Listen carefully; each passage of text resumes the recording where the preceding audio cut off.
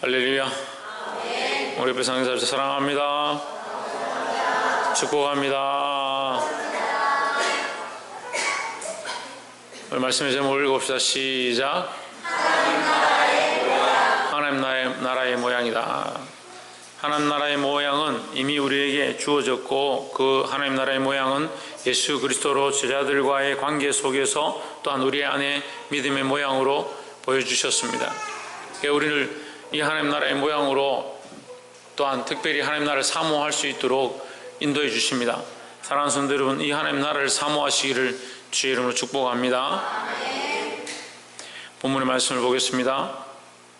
누가복음 9장 18절에 예수께서 따로 기도하실 때에 제 아들이 주와 함께 있더니 물어 이르시되 우리가 나를 누구라고 하느냐, 사람들이 나를 누구라고 하느냐 물었습니다. 19절에 대답하여 이르되 세례 요한이라 하고 들어는 엘리야라, 들어는 옛 선지자 중에 하나가 살아났다 하나이다. 여기 지금 세례 요한도 죽었고 엘리야도 죽었고 옛 선지자들도 죽었죠. 그러니까 물론 죽지 않고 간 사람도 있지만 어쨌거나 이미 지나간 사람들, 세례 요한이 죽었는데 세례 요한이다 하는 것은 우리가 앞에서도 보았듯이 헤롯의 그 말처럼 세례 요한이 죽임을 당했지만 그의 영이 살아서 이 예수님 안에 역사한다라고 말했던 그런 것처럼 사람들이 볼 때에 세례 요한처럼 대단한 능력을 가지고 있다 이렇게 생각했던 것 같습니다. 들어는 엘리야라 하기도 하고 또 들어는 옛 선지자라고 하기도 했습니다. 20절에 이르되 예수께서 이르시되 너희는 나를 누구라 하느냐. 자, 그러면 사람들이 나를 누구라 하느냐가 중요하겠습니까? 너희가 나를 누구라 하느냐가 중요하겠습니까? 예, 너희가 나를 누구라 하느냐가 중요하죠. 다시 말하면 사람들이 예수님을 뭐라 하는 것이 중요한 것이 아니라 내가 예수를 나의 구주로 고백하는 것이 참 중요하다는 거죠. 다 구원을 얻는데 나만 구원을 얻지 못한다. 다 은혜를 받는데 나만 은혜를 얻지 못한다. 다 예수님을 만나는데 나만 예수님을 만나지 못한다면 그건 내가 문제인 거죠. 내가 불쌍한 거죠.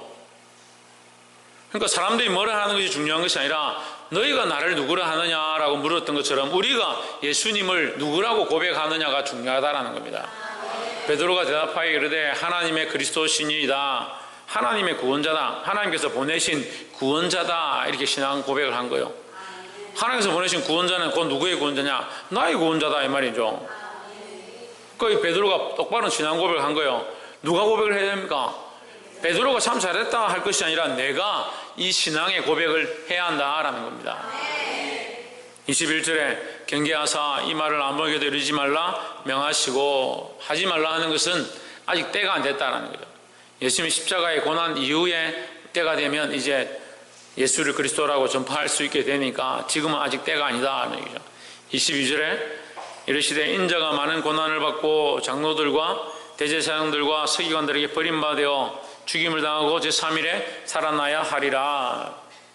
그러니까 살아나고 난 뒤에 인자가 그리스도임을 밝히 말할 수 있을 것이다 이런 의미도 있고, 아직 때가 되지 않았다라는 의미도 있고, 결국 인자는 이 고난을 당하게 될 것이다 라는 것을 가르쳐주는 것도 있습니다. 다른 말씀에 보면 마태복음에서 베드로가 이 말을 듣고 어떻게 합니까? 주여 결단코 그렇게 할 수 없나이다. 그렇게 하다가 베드로가 어떻게 됩니까? 사단아 내 뒤로 물러가라. 예수님께서 책망하시죠. 사단이 너를 밀가부르듯 하였도다 했습니다. 여러분, 밀가부르듯 하는 존재가 되면 안 됩니다. 바람 불면 바람 부는 대로, 기분이 상하면 기분이 상하는 대로, 환경이 어려우면 환경이 어려운 대로 전부 다 밀려서 요동치고 방황하고 감정이 물결치고 참 믿음 안에 그리스도를 바라보고 있는 사람들이 없는 것 같아요. 우리가 바라봐야 될 게 환경입니까? 상황입니까? 말입니까? 누가 뭐라고 했다라는 것입니까? 내가 예수를 그리스도라고 고백하고 있느냐? 너희는 나를 누구라 하느냐? 그것이 중요한데 왜 자꾸 감정에 치우치냐는 거예요. 그러니까 들어야 될 말을 못 듣는 거예요. 참 듣고 잘해야 될 것들을 잘하지 못하는 겁니다. 계속 여전히 그렇습니다. 10년 전에 불평불만 했던 사람은 지금도 불평불만하는 거예요. 앞으로 10년 후에도 또 불평불만할 거예요. 너희는 나를 누구라 하느냐? 우리 자신이 예수 그리스도를 나의 구주요 나의 하나님으로 신앙 고백하는 게 중요합니다. 이런 신앙 고백을 했던 베드로가 돌아서서 밀 까부르듯한 밀을 까서 훅 불어버리는 쭉정이 같은 그런 모양을 드러낸다는 거예요. 든든히 붙잡기를 소망합니다. 그러니까 우리의 보기에 우리가 이 말씀 가운데 잘 생각해야 되는 것이 인자가 고난을 받는다. 베드로의 생각은 예수님은 구원자시고 이 이스라엘을 구원하러 오셨고 인류의 구원자인데 메시아인데 이런 존귀한 분이 고난을 받아서 죽어야 된다라고 하는 것 자기 생각으로 이해가 안 되는 거예요. 세상 상식적으로도 이해가 안 되는 겁니다. 말이 안 되잖아요. 세상의 왕으로 세상을 구원할 자로 오셔서 하나님의 아들로 오셨는데 어떻게 죽어야 된다고? 고난을 당하고 죽어야 된다. 그리고 사흘 만에 살아나야 한다. 베드로가 생각하기 이해가 안 되는 거예요. 여러분, 우리가 이해되고 알 수 있는 상식으로 예수를 믿는 게 아니에요. 그럴 것 같으면 왜 사람들이 예수 안 믿겠습니까? 나의 주요 나의 하나님 나의 그리스도라는 것을 신앙으로 고백하는 것이지 계산식으로 더해가지고 계산기를 두드려서 믿는 게 아니에요. 그 계산기를 두드리는 신앙이 아니라 예수님을 나의 구주로 믿겠습니다 할 때는 믿음으로 고백했는데 무슨 문제가 터지면 자꾸 계산기 두드려 보는 거예요. 그래, 내 상식에는 안 맞다, 내 생각에는 옳지 않다, 그래 그렇게 하면 안 된다. 그러니까 베드로가 나와 예수님 십자가에 못 박으면 안 된다고 여기서 사단아 내 뒤로 물러가라고 가르쳤는데도 나중에 막상 병정들이 쳐들어오니까 칼을 꺼내서 귀를 자르고 자기가 옳다라고 생각하는, 자기가 상식적으로 맞다는 거야. 제자는 선성을 위하여 이렇게 해야 된다고 칼을 꺼내서 사람을 해하는 그런 일을 하는 거예요. 그게 맞다고 생각하니까. 교회는요 상식으로 일하는 게 아니에요. 지식으로 일하는 게 아니에요. 자기 생각으로 일하는 게 아니에요. 믿음으로 해야 돼요. 믿음으로. 하나님이 뭘 기뻐하시는가, 사람이 뭘 기뻐하는가, 뭘 좋아하는가가 아니라 하나님이 뭘 기뻐하시는가, 이 일을 통하여, 이 문제를 통하여, 이 사건을 통하여 하나님 뜻이 어떻게 이루어지길 원하실까, 내가 어떻게 하는 게 하나님이 기뻐하실까, 그런 고민들을 가져야 돼요. 23절에 예수님께서 여기서 그냥 끝난 것이 아니라 한 발 더 나아가서 우리에게 또 말씀하시는 거예요. 이 일도 예수님이 십자가에 못 박혀 죽는다는 사실도 이해가 안 되는 이 제자들에게 한 가지 더 말씀하시는데, 또 무리에게 이르시되 아무든지 나를 따라오려거든 자기를 부인하고 날마다 제 십자가를 지고 나를 따를 것이니라 했습니다. 예수님이 십자가에 못 박혀 죽는다는, 구세주인데 십자가에 못 박혀 죽는다는 그 사실도 이해가 안 되고 받아들이기 힘든데 또 그들에게 말하기를 너희도 십자가를 지고 나를 따라와라.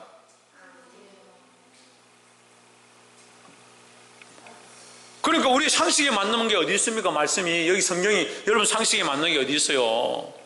그런데 왜 상식대로 살려고 하고 예법대로 살려고 하고 도덕대로 살려고 하고 자꾸 도덕대로 목사님 이렇게 하는 게 안 맞습니까? 예법대로 이렇게 하는 게 좋지 않습니까? 좀 기도하고 말씀을 생각해보고 하나님 뜻이 무엇인가, 그래서 내가 하나님 기쁘시게 하기 위해서 이렇게 하는 게 좋겠습니다고 얘기 안 하고 자기 생각이 이런데요, 도덕적으로 이렇게 하는 게 맞는데요, 윤리적으로 이렇게 하는 게 안 좋습니까? 사람들에게 이렇게 하는 게 더 좋은 거 아닙니까? 사람을 좋게 하려고 교회를 세웠습니까?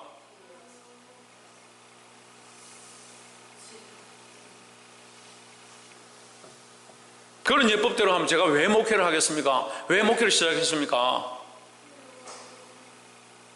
제가 더 좋은 일을 하고 더 좋은 일을 통해서 더 많은 사람들에게 좋은 혜택을 줄 수 있는데 왜 목회를 시작했겠습니까? 여러분들은 왜 여기 와 있습니까? 매일 요구들을 묵어가면서 왜 여기 와 있습니까? 예법대로 하는 게 아니고 세상의 도리대로 하는 게 아니에요. 그거 웃기잖아요. 일주일 동안 실컷 고생해가지고 돈 모아가지고 교회 와서 헌금하고 주일 예배 시간에 앉아가지고 눈치 봐가면서 말씀 들고 혼나고 또 가서 밥 해가지고 봉사하고 밥 떠주고 그래 또 오후에 올라오면 또 혼나고, 그 예법대로 하면 왜 이걸 해야 돼요? 왜 해야 돼요? 왜 해야 되냐고요? 책망하고 견책하고 훈계하고 권면하고.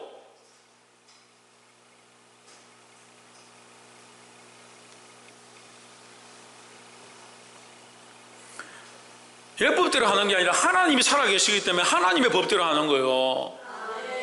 하나님이 뭘 기뻐하시느냐, 하나님 뭘 원하시느냐, 그게 세워지는 그 교회가 바른 교회다라는 거예요.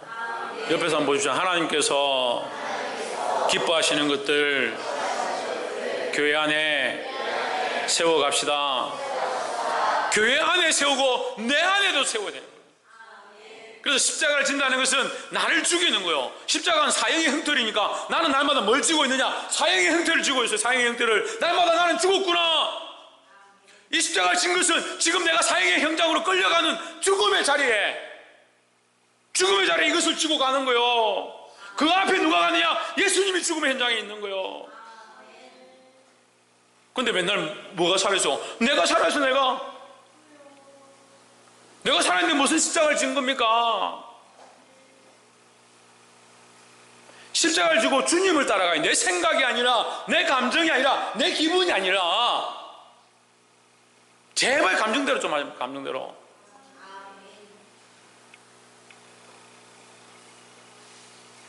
나를 따라오려거든, 예수님을 따라오려거든, 우리가 예수님 따라갈 사람들 아닙니까? 이수연, 누굴 따라가야 돼? 예수님 따라가야죠. 예수님 따라가야죠. 예수님 따라가기 위해 자기를 부인한다. 나는 안 된다. 나는 가능성이 없다. 나는 할 수 없다. 하지만 주님을 따라가면 된다. 주의 은혜로 된다. 주님을 따라가면 나를 살려주실 것이다. 언제까지? 날마다 언제까지? 끝이 없는 거죠. 날마다 주님 다시 오실 때까지. 자기 십자가를 지고 나를 따를 것이니라 했습니다. 이 말씀이 저와 여러분 안에 이루어지기를 주의 이름으로 축복합니다. 24절에 누구든지 제 목숨을 구원코자 하면 이를 것이요 했습니다. 우리는 이미 구원을 받았습니다. 그죠? 그러니까 지금 목숨을 잃어도 아무 관계가 없는 거죠. 근데 많은 사람들은 자기 목숨을 위하여 살아갑니다. 그러니까 결국 구원이 없는 삶이다. 구원의 소망이 없는 삶이다. 더 쉽게 말하면요, 구원을 받았으면요, 이 땅의 생명은 지금 이 땅의 생명 붙잡고 이렇게 할 그런 문제가 아니에요. 살아도 주를 위해 살고 죽어도 주를 위해 죽는 거예요. 왜? 이미 구원을 얻었으니까. 이미 영원한 생명을 얻었으니까. 옆에서 한번 보십시오. 우리는 이미 구원의 영원한 생명을 얻었습니다. 그러니까 살아도 주를 위하여, 죽어도 주를 위하여. 근데 이 하나 가지고 아웅다웅 싸우는 거, 구원의 소망이 있는데 하나 가지고 아웅다웅 싸우고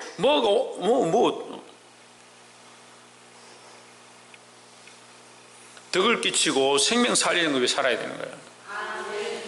25절에 사람이 만일 온천을 얻고도 자기를 잃든지 빼앗기든지 하면 무엇이 유익하리요? 그러니까 구원의 소망이 없는데 이 온천을 가지면 뭐하냐?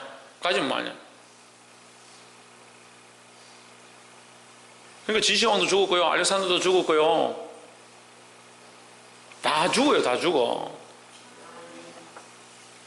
따라합시다. 사람은 다 죽는다. 다 죽으니까 죽는 게 중요한 게 아니고요, 다시 사느냐가 중요한 거죠. 다시 영원한 생명을 얻을 수 있느냐가 중요한 거지. 어차피 다 죽는데 안 죽으려고 몸부림치면 뭐하냐? 결국 죽는데. 그래, 죽을 몸을 위해 사는 게 아니고요, 영원한 생명을 얻었으니까 그 생명을 위해 내가 무엇을 할 것인가.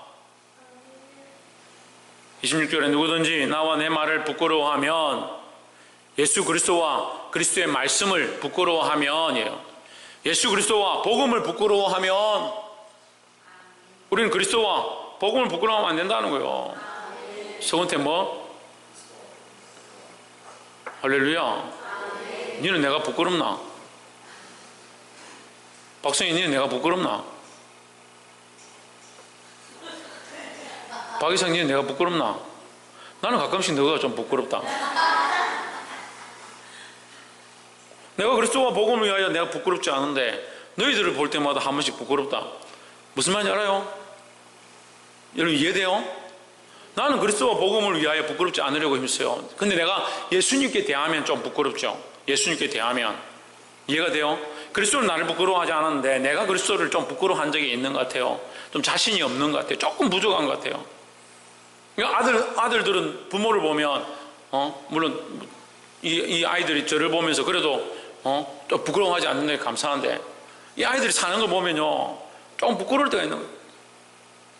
얘들 좀 더 믿음으로 살면 좋겠는데 얘들을 얘기하는 게 아니에요. 여러분 다 얘기하는 거 지금 얘들 얘기하니까 저놈들 봐라 그렇게 하지 말고 우리가 다 하나님 앞에서 우리가 부끄러워하지 말아야 돼요. 누구를? 예수 그리스도를 주와 복음을 부끄러워하지 말아야 된다는 거예요. 왜? 주님께서 우리를 부끄러워하지 않는데 우리를 위하여 부끄러움을 당하시고 십자가에 못 박이시고 죽임을 당하시기까지 우리를 싫어하지 않으셨는데 우리를 살리기 위해서 일을 하셨는데 우리가 왜 주를 부끄러워하냐는 거예요. 여러분 이해는돼요. 좀 부끄러워하는 거. 왜냐하면 저도 좀 부끄러워할 때가 있으니까. 근데 그렇게 하면 안 된다는 거죠. 인자도 자기와 아버지와 거룩한 천사들의 영광으로 올 때에 그 심판 때에 주님 다시 오실 때 그 사람들 앞에서 부끄러워하리라. 그때는 얼마나 부끄럽겠어요. 지금 차라리 잠깐 부끄러우면 말지 그 영원한 부끄러움을 당할까 두려워해야 된다는 거예요. 27절에 내가 참으로 너에게 이르노니 여기 섰는 사람 중에 죽기 전에 하나님 나라를 볼 자들도 있느니라 했습니다. 여기 제자들과 무리들이 서 있죠. 이 하나님 나라를 볼 자들도 있느니라. 이 하나님 나라 가서 보는 것도 보는 거고 죽기 전에 하나님 나라를 볼 자들도 있다는 것은 여기 사도 요한이나 그들의 예언을 통해서 사도 요한은 가서 보죠. 하나님 나라를 목격하죠. 눈으로 보죠. 그런 모양들을 얘기하는 겁니다. 28절에 이 말씀을 하신 후 8일쯤 되어 예수께서 베드로와 요한과 야고보를 데리시고 기도하시러 산에 올라가사 했습니다. 자, 우리가 본문을 볼 때 항상 접두사를 잘 봐야 돼요. 접두어를 잘 봐야 돼요. 이 말씀을 하신 후니까 이 말씀은 뭐예요? 하나님 나라를 볼 자도 있느니라 한 말씀과 연결되는 거죠. 그러니까 하나님 나라를 볼 자들도 있느니라 한 이 말을 한 뒤에 8일 뒤, 그죠? 이 말을 하고 8일 뒤니까 하나님 나라를 볼 자도 있느니라는 말씀과 이 8일 뒤에 이 사건이 관계가 있다는 거예요. 29절에 기도하실 때 용모가 변화되고 그것이 휘어져 광채가 나더라. 무슨 사건입니까? 변화산 사건입니다. 예. 산 이름이 변화산은 아닌데 우리가 그냥 별칭을 붙여서 변화산이라는 거예요. 오해하지 마세요. 이스라엘 가가지고 변화산이 어디고 찾으면 안 되고 산 이름이 변화산입니다. 우리가 별칭을 붙여서 변화산이다. 거기서 변화되셨다. 예수님의 용모가 변화되셨다는 거예요. 사람의 손으로 빨아서 희게 할 수 없을 만큼 놀라운 모양으로 휘어졌다. 30절에 문득 두 사람이 예수와 함께 말하니 이는 모세와 엘리야라 했습니다. 자, 사람이 손으로 세탁할 수 없는 것만큼 광채가 나는 모양이 우리가 요한계시록에 보면 흰 세마포 옷을 입은 무리가 서 있다. 그래서 이걸 14만 4천 명이다 해가지고 신천지에서는 이거를 갖다가 택한 자들 14만 4천 명이다. 14만 4천 명 숫자로 칠 것 같으면 신천지 지금 벌써 정리를 해야 되죠. 14만 4천 명 넘었으니까. 이게 숫자로 보는 게 아니에요. 그 흰 옷을 입은 흰 세마포 옷을 입은 그 무리의 모양, 예수님께서 이 천국의 모양을 지금 제 아들에게 보이고 있는 거예요. 문득 두 사람이 예수와 함께 말하니 이는 모세와 엘리야라. 31절에 영광 중에 나타나서 장차 예수께서 예루살렘에서 별세하실 것을 말씀하세 했습니다. 결국 예수님은 십자가에 죽으시는 이 사건이 가장 큰 사건이에요. 그러니까 이 얘기를 하는 거예요. 32절에 베드로와 및 함께 있는 자들이 고나여 졸다가 아주 깨어 예수의 영광과 및 함께 선 두 사람을 보더니 이게 무슨 모습입니까? 무슨 광경이에요? 이게 천국의 광경이에요. 천국의 광경. 우리가 천국에 가서요 예수님을 보고요, 모세와 엘리야를 보고요, 함께 얘기하시는 것들 보고요, 아침에 일어나서 여호수아를 만나가지고 여리고성을 어찌 쳤는지 절대 에피소드가 있는지 얘기 좀 해주세요. 듣게 될 그런 일들이 있을 줄 믿습니다. 그게 천국이에요. 지금 천국의 모양을 보여주는 거예요. 산자와 죽은 자가 함께 있는 거죠. 33절에 두 사람이 떠날 때에 베드로가 예수께 여짜오되 주여 우리가 여기 있는 것이 좋사오니 우리가 초막셋을 짓되 하나는 주를 위하여 하나는 엘리야를 위하여 모세를 위하여 하나는 엘리야를 위하여 하사이다 하되 자기가 하는 말을 자기도 알지 못하더라. 자기가 하는 말 자기가 모른다. 무슨 말이요? 정신이 없다는 거죠. 정신이 없다. 제정신이 아니라는 거예요.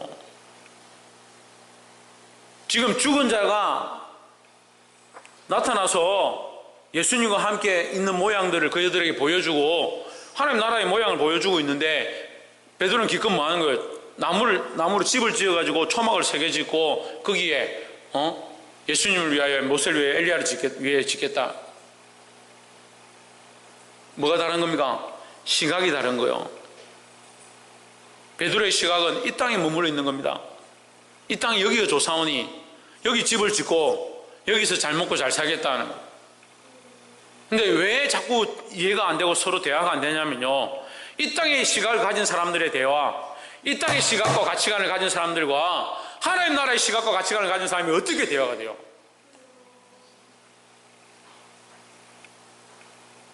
그럼 우리는 어디로 시각을 바꿔야 돼요? 하나님 나라의 시각으로 바꿔야 돼요. 하나님 나라를 바라보고 소망하는 시각들로 우리의 가치관과 생각과 초점들을 바꿔가야 돼요.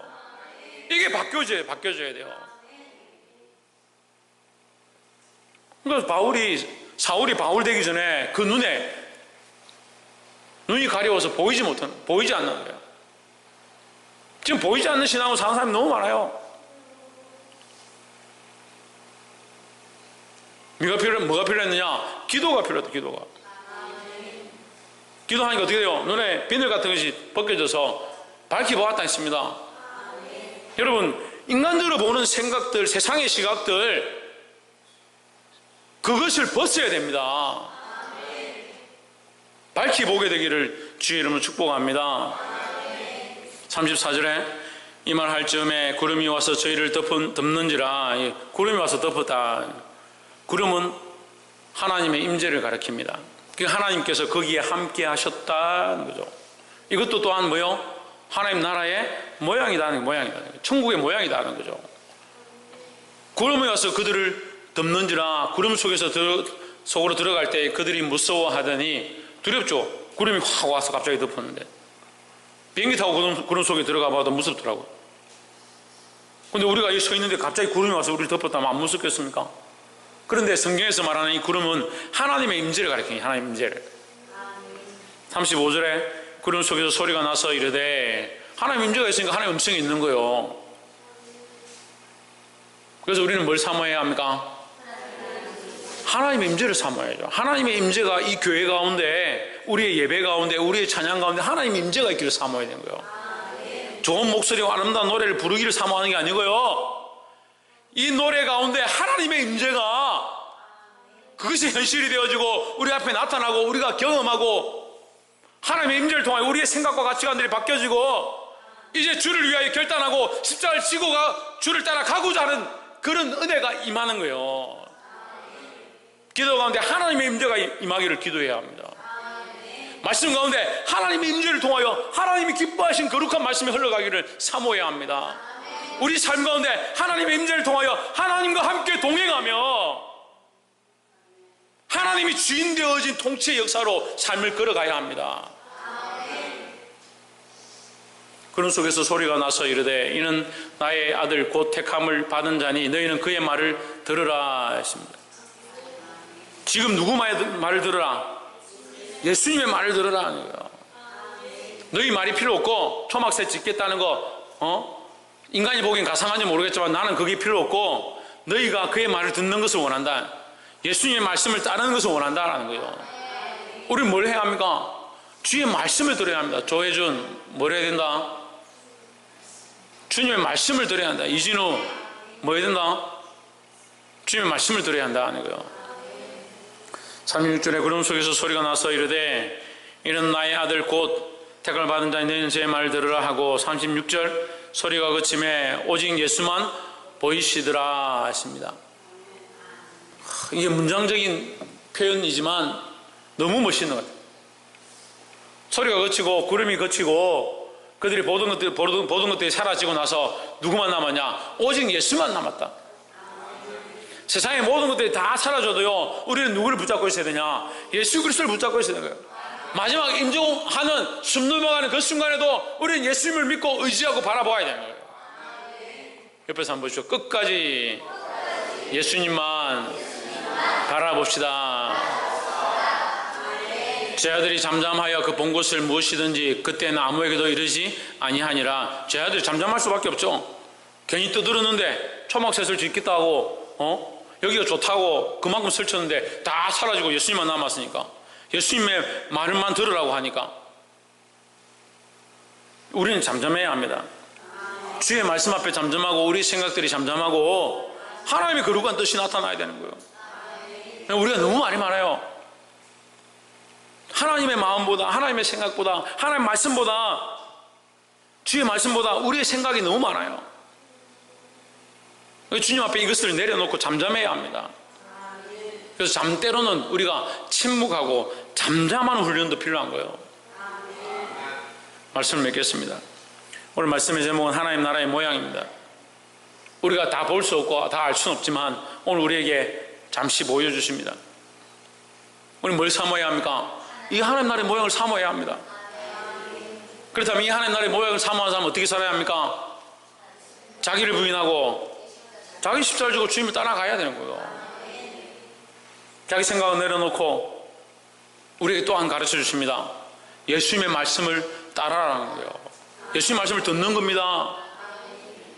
특별히 잠잠해야 합니다. 내 생각과 내 감정과 내가 하고 싶은 말들이 잠잠하고 주의 뜻이 우리 안에, 내 안에 이루어지기를 주의 이름으로 축복합니다. 기도하겠습니다.